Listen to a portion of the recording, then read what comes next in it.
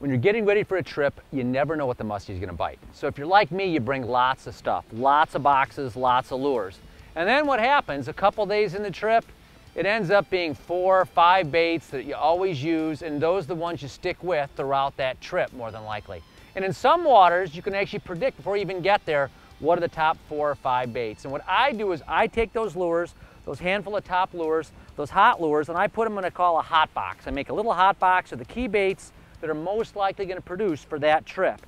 And what I do is I put them aside in a separate box. I make sure the hooks are sharp in them, they're tuned right, they're ready to roll, and I keep them in this separate box. Now what I'll do is I'll keep this box in the boat handy, and whenever I need to switch lures, I go back to this box. At the end of the day fishing, I take the hot box in, retune these lures. It makes life a lot simpler. If you're like me and you've got hundreds of lures, you gotta have them.